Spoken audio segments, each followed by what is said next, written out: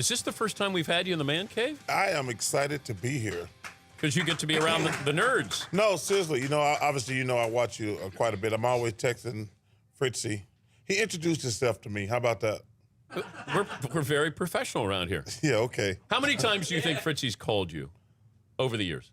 Well, normally he texts. Oh, he does. Calling me is probably not a good way to get me. Yeah, but texting. I'm going to get back to you. A couple of 100 times? Oh, yeah. Over the years? 1,000? No. I'm probably less than 100. Less than 100, okay. But he has the bat phone. Because I got two phones. I got a private phone and I got a jackass phone. Is Fritzy on the jackass phone? No, he's got the real phone number. All right. And I will say this: Sir Charles is always great about getting back to us, and shows you how much respect he has for you and the show. That he always in a timely fashion, whether he can do it or not, he'll always get back to me quickly. Yes, Paulie. One time, Charles, an executive at ESPN asked Fritzy for your number, and Todd would not give it to him. And this is a high-level guy. First of all, let me tell you something. If he had gave my number away, I would have killed him and Dan. Wow. It's like people call you all the time. Hey, you got what's his name number? I'm like, yeah. Can I have it? No, you can't have it. You can't have it. There's a reason why you don't have it. Yeah. But you know what? Hey, man, thanks for having me. Good to see you, man. Glad to have you. When you go stop being a coward and come back to Tahoe? I'd like to play golf again. Why? Why don't you? I had some neck issues. I wasn't able to swing. I played 6 times in 4 years. Is that what's wrong with my swing? Would you clear this up, though, about your swing? Because I tell people I got more respect for you that you're still trying to play. It's easy to play when you're playing well and you're healthy. Yeah. But, you have this thing. Hitch in, this thing. Now, did somebody tell you to pause at the top of your backswing? Dan, I think people forget I used to be like an 8 handicap.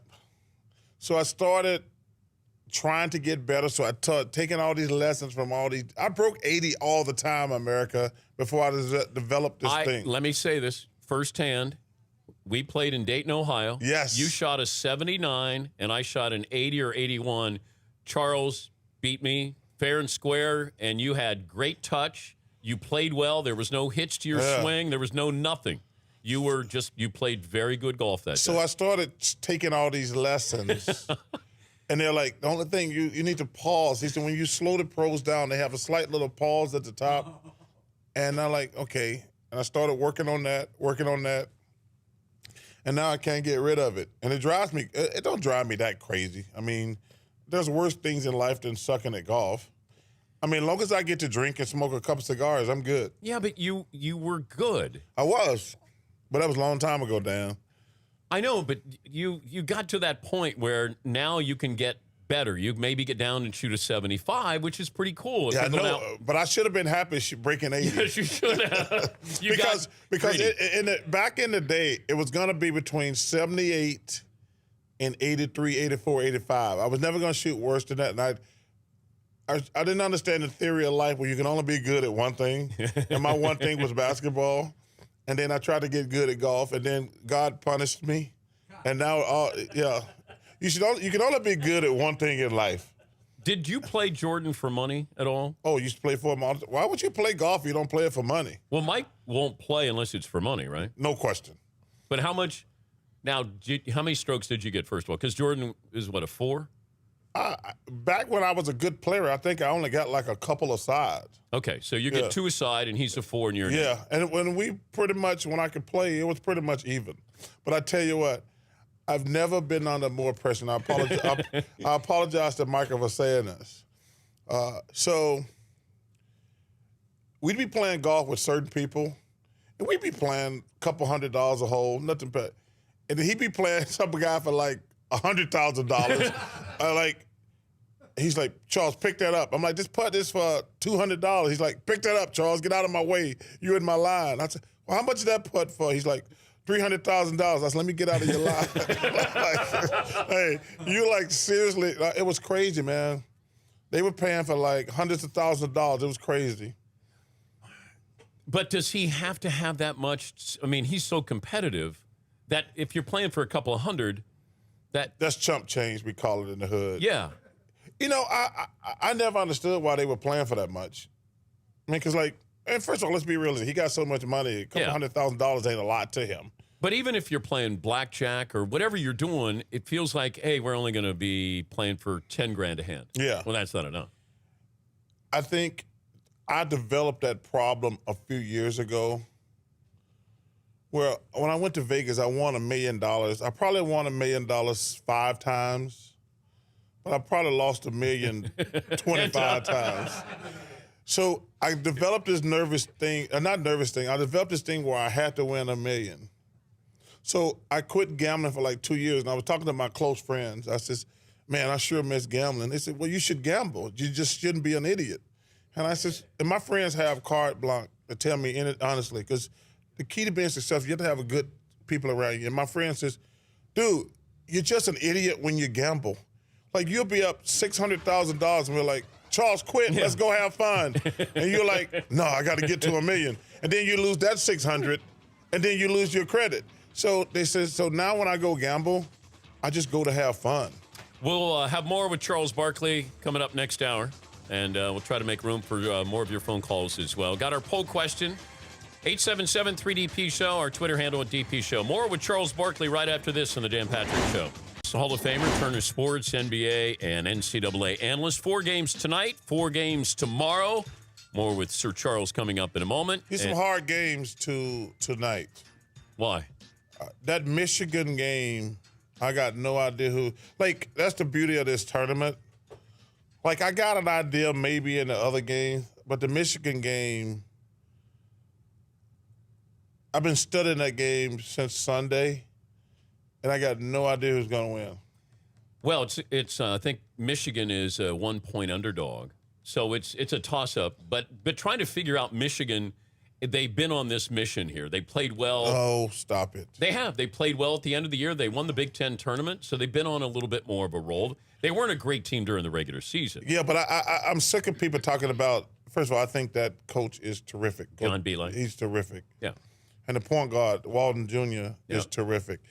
But I want them to get the credit. I don't want to hear any more when they had the plane crash. They feel no pressure because their life flashed before their eyes. That's total BS. The guy's a great coach, and the kids are playing great. I'm watching television. They're like, well, these guys feel no pressure because, their life flashed before their eyes. I'm like, you have to think they're thinking about the plane crash in the middle of the Louisville Was that your game. white guy impersonation there? It felt like a white guy impersonation there. No, that's one of those talking heads on television who act like he knows what he's talking about. Yeah. But it's like I said, it's disrespectful to Coach Beeline and Walton and the rest of those guys to act like they just playing great. And the one thing I hate, they got no pressure on them because right now they're playing with house money. They're playing with house money. That's it. I forgot house money. They nearly died. Yes. So, they got a second chance in life, and they're feeling nothing. 4 games coming up tonight on is it Turner and CBS, or is it just CBS? It's on CBS and CBS and TBS. Oh, okay. Yeah. TBS. Okay. Trying to keep track of it. Charles Barkley Me joining too. us. Yeah, I know you are. Like when the first 2 days of this tournament, we're on 4 networks, and I feel so bad for Greg Gumbel and Ernie. They're like, what network are we on?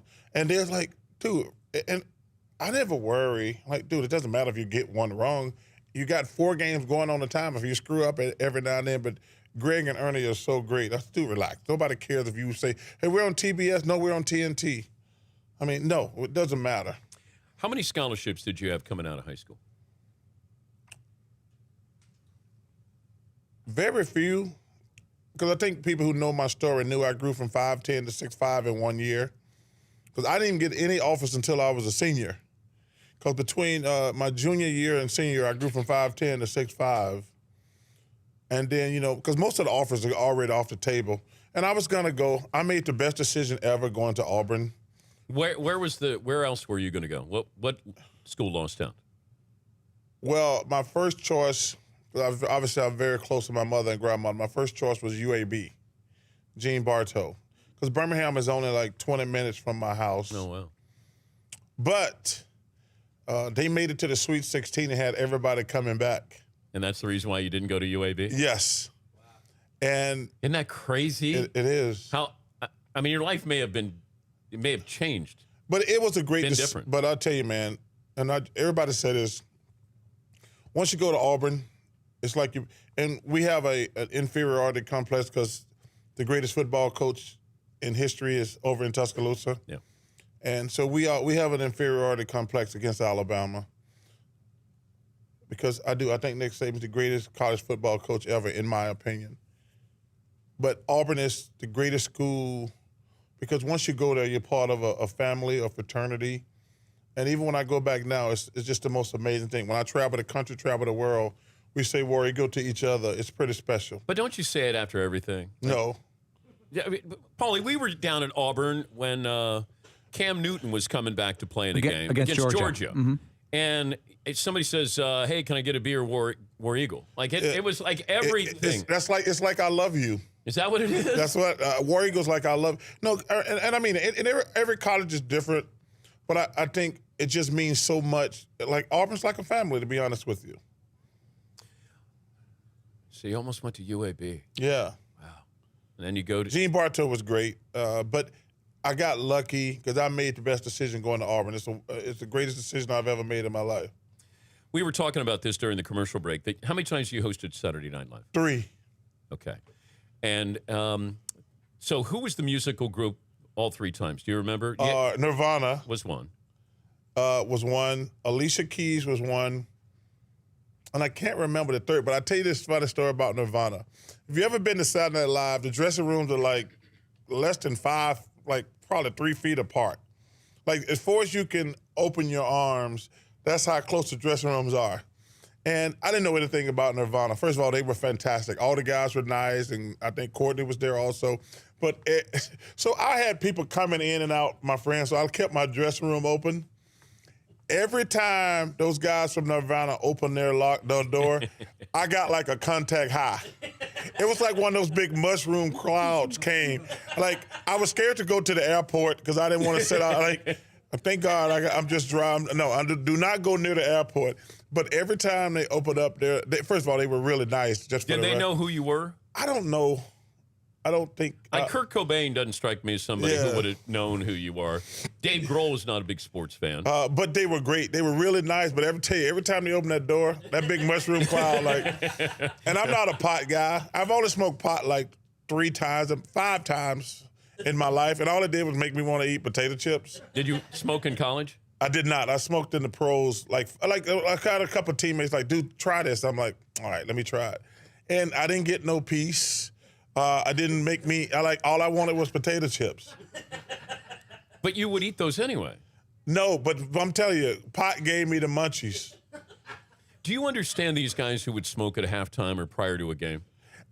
You know, when I got to the NBA, guys would smoke at halftime, or they'd have a beer at halftime, and I'd be like, what the hell? And they smoking pot at halftime? No, they were smoking cigarettes. Cigarettes. And then drinking beer. A beer. Yeah, and I was like, oh, goodness gracious. But it was, things have changed. But I remember going, I was with John Barry, and we were at covering this for the Mothership, and walking by a player prior to a game. Yeah. And it was just, pot was, he was smoking before he got to the game. Yeah. I don't I never understood that. There was this one guy I played with in college. We tried to do an intervention because he smoked pot all the time.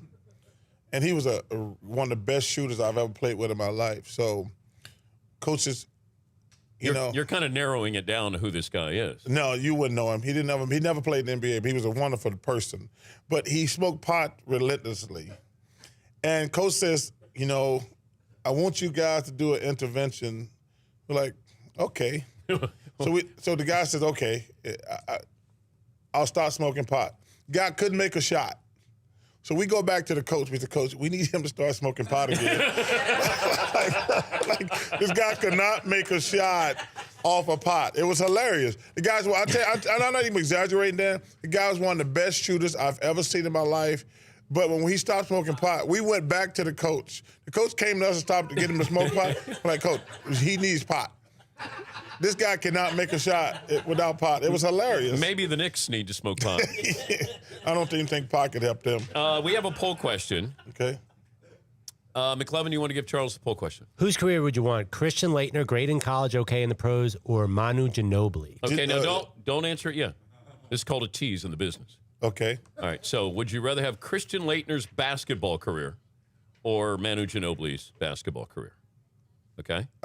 First of all, I love Christian Laettner, but that's not even a contest. Oh, well, there goes the tease. All right.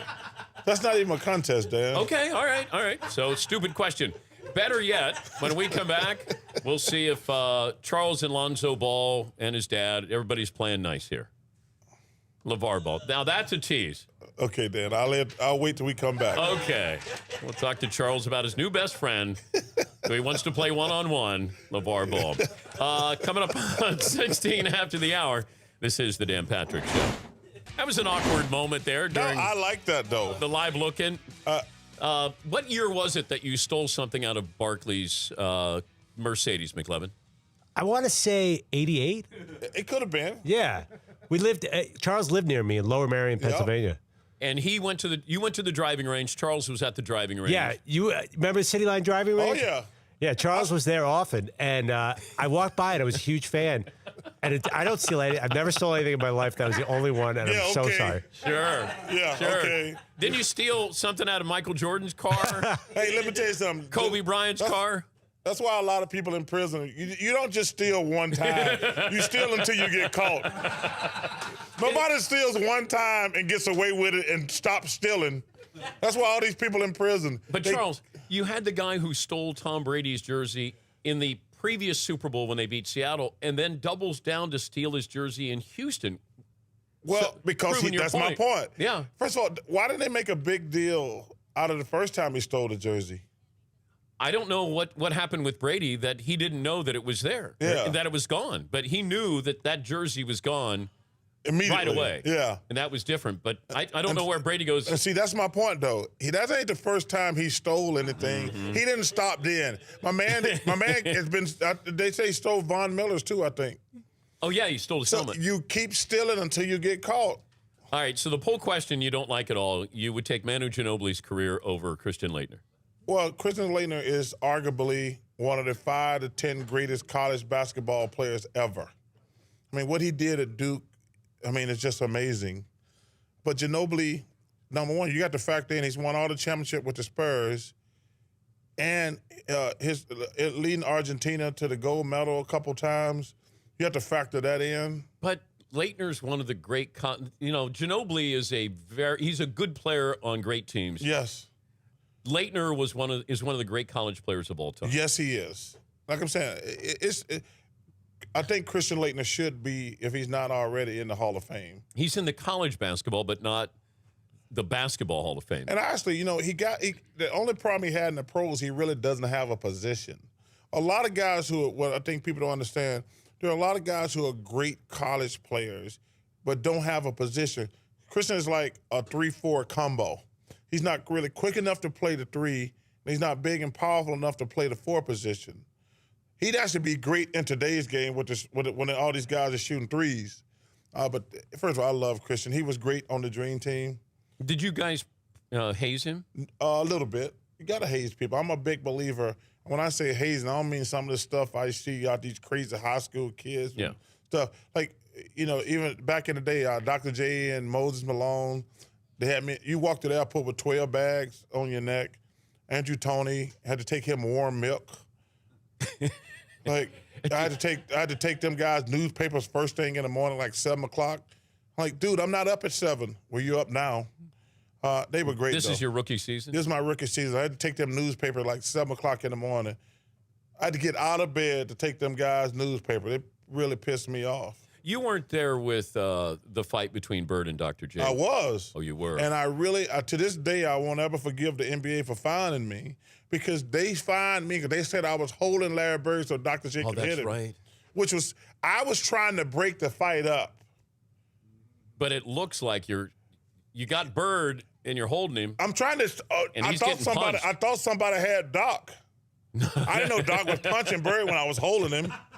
Did Bird ever bring that up to you? No, he didn't, and no, and Even during the Dream Team? no, because I think he noticed. It wasn't like I was hitting Bird. I was just trying to break the fight up. I didn't know Doc was throwing blows at him. The NBA fined me. It really made me mad. They owe me money to this day. How much do you think you paid in fines? $300,000, Oh, probably somewhere in that. oh. I like that. But that, Jordan will lose that in a putt. All right, so where are we with the LeVar Ball relationship now? Oh, his dad. It's dead. His dad is just won't let his son enjoy his glory, because I think his kid is special. He's terrific. I do. I think his kid. I tell you what, though, I said last week that I probably would take him number 1 in the draft, but that kid at Kansas, Josh Jackson? Ooh, man. I was talking to Clark Kellogg, because Clark obviously knows more college basketball than I do. He says, I said, Clark, how good is this Jackson kid? He says, he's the best two-way player. Because I had said previous that week, I said, if I had the number 1 pick, I might take Ball. I said, so now I'm watching like the whole game, and I'm like, I don't know, man. I might take Josh first, but he's terrific. But Mr. Ball, first of all, I think he's harmless.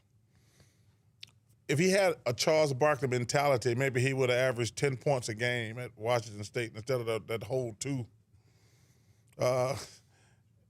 Listen, I wish he let his son enjoy this ride. I mean, he's only going to be in college for 1 year. Yeah. We should be talking about his son. What a great job, Steve. But don't you think he's doing what he set out to do, and that's create a brand? He has no brand. Well, but he's trying to create a brand. Dan, you either have a brand or you don't. The brand's gonna be his son. Yeah. You can't talk yourself into having a brand. Well, the Kardashians did. That's a unique situation. Yeah, but this is what he's trying to do. This is the goal: create a basketball Kardashian brand. No, his son is gonna be one of the top 2 or 3 players in the draft. He's gonna get a big shoe deal. That's gonna be the brand. This thing he wears, this 3 big ballers. Big baller, yeah. That's not a brand. Nobody buying stuff because he's wearing it. But I don't know why are people going to buy Lonzo Ball shoes? Well, there's not many guys. First of all, who's buying shoes? It's still, Jordan is selling shoes and he hadn't played in. Yeah. It's not many guys. Listen, he's going to get a big deal. Like John Wall is a great player. Yes. Nobody's buying John Wall shoes. Dude, very few guys can sell shoes. Right? Yeah. I mean, who else sells shoes? I'm pretty sure LeBron is selling shoes. LeBron, KD. Steph Curry. He's trying to. I don't know enough about Under Armour. He's trying to. Steph is a terrific guy and a terrific player, but I don't know how that market is going. Yeah, I just don't know. They would probably help them. They quit making them look like hospital shoes. No, those were good shoes.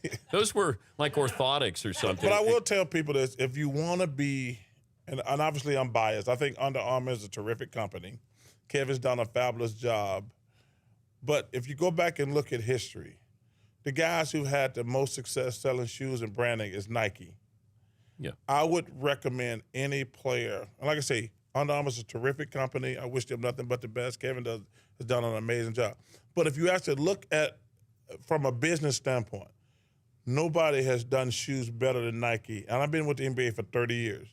Nobody has done shoes better than Nike. I would recommend, if a kid asks me, even if you take less money, you're going to make the money up. If you're going to be a global brand shoe-wise, clothing-wise, you should go with Nike. Who would have fared better or fared worse back when you played? If I look at Harden and Westbrook, Steph Curry, Durant. I'll throw in LeBron, but LeBron is so, he would have. LeBron is so great. It wouldn't have mattered what generation that he was in, right? No, because he is. Although you guys would have roughed him up knowing that he's a little sensitive to that, if you're going to bang him around. Well, we that's just part of the game. Being physical is part of the game. They've taken that out. But LeBron, to me, I've always said, listen, LeBron to me is one of the 10 greatest players ever.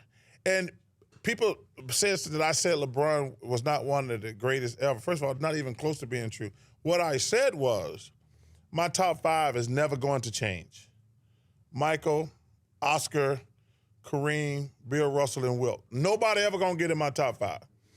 And I said LeBron is right behind Kobe and Tim Duncan, in my opinion. If he win a couple more championships, maybe even one, I might put him in that category. But right now on my list, he's number 8. And like I say, if he wins a couple more championships, maybe even one, I might move him with Tim and Kobe. That's how great I think he is. I think he's going to end up top 5. I think. With, No, Dan. Did you hear what I said? Yeah, I heard what you said. I said nobody can get in my top 5. I said I think he gets in the top 5. In your top 5, I'm never going. Listen, my top 5 is never going to change. LeBron, the best he can get. Why are we yelling? You the one yelling, raising your voice at me. You just don't have me come to your show and raise your voice at me. You just raised your voice at me. I'm just letting you know. Did you hear what I was just saying? Do you hear the words coming out of my mouth? I'm going to go Samuel L. Jackson on you here in a second. Yeah.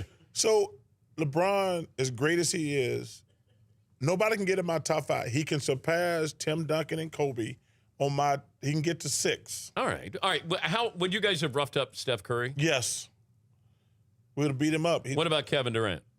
Yes. Banged him around? Yes. Westbrook would have been interesting. No, he wouldn't. That's a fight you're not looking for. That's a man. Yes, he's a bad dude. dude. If you don't respect and admire Russell Westbrook, there's something wrong with you. And let me tell you something. I've been in this thing for 30 years. I've never seen a player give maximum effort every single night like him. And I'm played against the greats. Wait, even Jordan? Even Jordan didn't play as hard as Russell Westbrook does. And Michael's the greatest of all time. But this guy gives maximum effort every single play, every single night. And you got to respect that. Well, he's one of the few guys I would pay to see play because I would think I'd get my money's worth no matter question. What, right? Yes. And he just never stops. But I also think Durant leaving gave him that competitive chip on the shoulder. No, he played like that. He's even bigger now. I think he played like that the entire time. Maybe even and I hate Kevin left Oklahoma City, number 1. Now, does this put Russell Westbrook in a tough situation? You can't leave now. You can't go join a team that's got stars because of what, how we've been critical with Kevin Durant. Yeah, right. And I don't think he's leaving Oklahoma City. You don't think he'd try to go to the Lakers? No, I think that he's made his bed. He's going to do the best he can, and he's going to live with the results. And that guy, Sam Presti, probably, other than my man in San Antonio, is probably the best GM in the NBA. Oh, I just got a note from your bosses. Who? I don't want to mention anybody's names. You can see all the games, March Madness, across TBS, CBS, TNT, and True TV for the 7th straight year with digital access via March Madness Live, available on 15 different platforms. They are so... No, hold on. I'm not done yet. They always want them plugs in there. Charles, I'm not done yet. Let me see here. I got to get the whole promo here. Tonight's games. It'll be Oregon and Michigan, Gonzaga, West Virginia, Kansas and Purdue, and Arizona and Xavier. Now, can we get back to having fun? Yeah, we'll take a break here. Do you have a Jordan story you never told? Think about it. Okay. If you have one. It's just another tease? Yes, it is. Yeah. All right, we'll continue with Charles Barkley. He's just getting his radio thing down. That's a tease. We're back with a Jordan story he's never told before. We hope. We were just talking about the Indiana opening, Indiana Hoosiers, and Paulie brought up Billy Donovan and the rumor that maybe he would be interested in that job or they would be interested in Billy Donovan. If you're Billy Donovan and Indiana reached out to you, what would you do, Charles? I think you got to listen. I think you have to listen because you're kind of in no man's land right now. You're not good enough to win the title. You're still coaching in the NBA. I understand that, but, He's already done the college thing. I understand that, but I'm saying, first of all, you have to factor in the back of your mind, like, if Russ leave, Oh, boy. they won't even be a playoff team, more than likely. Yeah. So I think you have to weigh the pros and cons, but that's a very intriguing question. How did they not win with Harden, Westbrook, and Durant? Well, first of all, James Harden wasn't James Harden. He was never – the best thing that happened – first of all, I want to say James Harden, man, you get an MVP vote? No, not since I don't cover the NBA. Okay, like, who would you vote for? I think Harden's going to win it, but I think Westbrook is the most fascinating player in the game. You know, I'm glad I don't have a vote because I would not know who to vote for between Harden and Westbrook. I mean, what James Harden has done is probably the most impressive thing I've seen from a player who went from here to there. Yeah. Like, he is fantastic. And Mike D'Antoni is an offensive genius. And he just got James Harden is Steve Nash on steroids. But how much credit does D'Antoni get for this style of offense that helped Nash win 2 MVPs and has really changed James Harden's game? But you got to give both of them credit. Number one, Mike D'Antoni proved he can coach. But also, James Harden, remember, think about it. Just last year, James Harden never passes the ball. That's true. He is just a ball hog, and this year he's played fabulous. And he doesn't play defense. And I wasn't a great defender either. First of all, there's been a lot of great players who weren't great defenders. That's why it drives me crazy when somebody says, this guy, if he goes, well, he can't guard anybody. And my thought was, Steve Nash couldn't guard anybody, but who was guarding him? Yes. You know, one of the guys who said something to me, the guy who drafted me to Philly, Jack, I forget Jack's last name. I apologize. It's been a long time. And I remember, God, I hate I forgot his name. His name was Jack. He found me down at Auburn. And he says, the guy's 6'5". He can't guard anybody. He says, they won't be able to guard him either. And Jack McMahon. Jack McMahon, God rest his soul, just a great person, found me. He said, Charles, they say you can't guard anybody. And I told him, they can't guard you either. So just guard just enough. Bird couldn't guard anybody. No. But he's one of the greatest ever. Okay, in your prime, in their prime, Bird in his prime, LeBron right now, as a teammate, who do you want? I think it'd be amazing to play with LeBron because, number one, he's a better defender, passes just as well, not a great shooter, but I would love to play with a guy like LeBron. Okay. Yeah. Because Bird's numbers and at his peak were better than LeBron's, I think, as far MVP as what? season. Points, rebounds, assists, and better shooter. He's at age 30, Bird's numbers were better than LeBron's at age 30. Well, first of all, in fairness, Bird played with the greatest player I played against, Kevin McHale and Robert Parrish. And LeBron's got Kyrie and Kevin Love. That ain't with McHale and Parrish. No, it's not. Okay. But and Bird, listen, you can't say anything bad about Bird. I mean, he's one of the greatest ever. But LeBron is just amazing to watch. But Bird didn't talk trash to you, Oh, did my God. Bird talked trash to everybody. But didn't he? Did he get to a point where he had respect for you? I always tell this story about Larry Bird. I remember him, he was cursing under his breath. And I asked him, I said, Larry, what's going on with you? He says, you guys are being disrespectful to me. And I says, what are you talking about? He says, you guys are putting a white guy on me. That's disrespectful. Wait, who's the white guy you put on him? I can't remember who it was. I just started laughing. I had no comeback when he says, it's disrespectful when y'all put a white guy on me. And I'm sitting there like, I'm laughing in the middle of a game. He says, and actually Michael has said the same thing to me before. Michael says, hey man, y'all being disrespectful. You pissing me off. And I said, dude, what are you talking about? He says, you got a white guy guard me. I says, Dan Marley's an all-star. Oh, man. And he says, yeah, but he's a white all-star. All right, give me the Jordan story I haven't heard, either on or off the court. I don't have any crazy Michael stories. I love Michael like a brother. I miss him a lot. But he's always been there for me.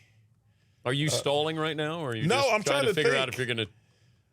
Every time we have Chris Webber on, Webber has another Michael Jordan story. All our stories involve gambling. Because when we played on the Dream Team, me, Michael, Scotty, and Magic played cards every night, all night.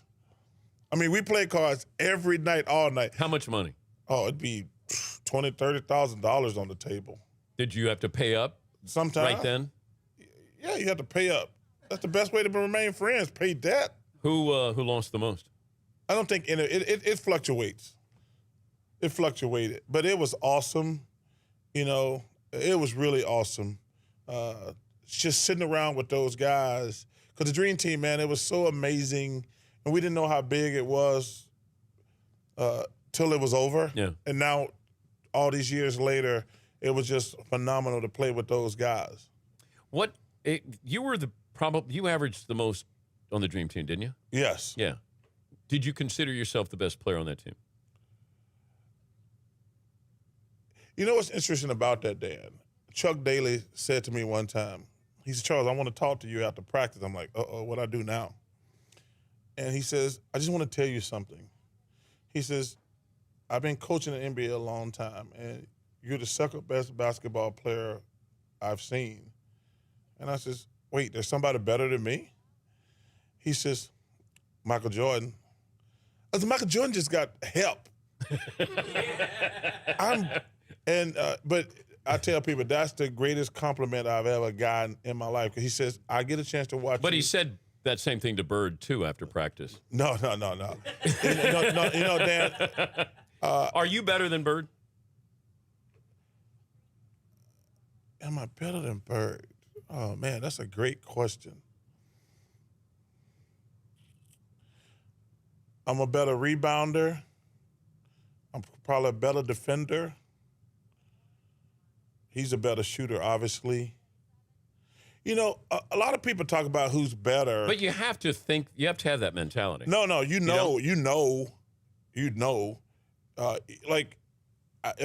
think, you know, it's a team game. Like, Russell Westbrook probably, other than LeBron and Kawhi Leonard, he's probably the third best basketball player in the world. But he's not going to win a championship because he don't have enough help. Yeah. I mean, that guy is phenomenal. And there's going to be some guys who win championships who can't carry Russell's job. Do you think you're better than LeBron? No, I'm not better than LeBron. Oh, okay. No, I'm not better than LeBron. But you think you're better than Bird? I think I do things better than him. Yeah. But if you give me Parrish and McHale and DJ, I'm going to be all right. You better than Duncan? No. Tim Duncan's the greatest power forward ever. He had a lot of help. He did, but he was dominant. But what's he do better than you? He's a better post-up player because it's easier for him to score. Yeah, but you were a better scorer. Only because I got the ball more. You got to understand something. There's guys. See, there's some guys we call them studio gangsters. They on a bad team and average a lot of numbers. They're just the best player on a bad team and get the ball more. Give me an example. I'm not doing that. Oh, okay, my bad. You know what's interesting? I'll give you this analogy. I was a much better player in Philadelphia than I was in Phoenix. But when you give me Dan Marley, Kevin Johnson, Mark West, Sabalos, and those guys, I had more team success. Yeah. You know, but I was a much better player in Philadelphia than I was in Phoenix. I won MVP because I had Dan Marley, Kevin Johnson, Mark West, and those guys. I didn't vote for you. You should have. No, I voted for Jordan. And you should have voted for me the year they screwed me in Philadelphia when I lost to Magic Johnson in the closest vote ever. I got screwed that year because I got all the first place votes and no other votes. You better than Magic Johnson? No, I don't. No, I'm not better than Magic Johnson. Okay. Dan, I'll be straight with you. No, but I appreciate that. You better than Isaiah? That's hard right there because he's probably to me the most underrated little guy. Did he ever fight with you? No, he's always been great to me. He's fun to work with now, but he's probably the most underrated great player ever. Okay. To me, like when people talk about like John Stockton is great. You better than Malone? I think so. Yeah. I think so. And he's a great player. But Isaiah Thomas, you look at Iverson, Stockton, now Steph Curry. Isaiah's better than all those guys. Isaiah's better than Steph? Yes. And Steph is a great player now, but he's not better than Isaiah Thomas. Who would you want as your point guard? Isaiah Thomas. In today's game? Isaiah Thomas He might be even better in today's game. He would be better. Right? Yeah, he would be much better today. Yeah. I mean, they done made it. I mean, they might as well have flags out there, like flag football. You can't touch anybody, can't breathe on anybody. Yeah, and you know what? Bird couldn't take down Shaq. So, right? Yeah, I mean, it's. Could you take down Shaq now? Come on, man. You ever seen a guy fight? Shaq? Yeah, no. You ever seen him win a fight? Shaq can't fight a lick. I hit him in that big old gut. Because I can't reach his big old head. So I hit him in the gut, and that gut, and then it'll bring him down. And then when he comes down, I clock him. It's great to have you, man. Oh, man, thank you for having me, man. Hey, listen. Thank you. Next time, we're coming to your house in Arizona. You come on. I tell you what. We're gonna do that. We're gonna do a show from your backyard. I tell you what I'm gonna do, man. I really, number one, I tell you this all the time. I'm so happy for your success. Thank you, man. Because you're a good guy. You know, there's guys I root for, and you've been successful for a long time, even going back to the mothership, and you continue successful. And I'm happy for you. Your guys are terrific, and you know what we should do for ratings? No. I see you got all these TVs on. Yeah.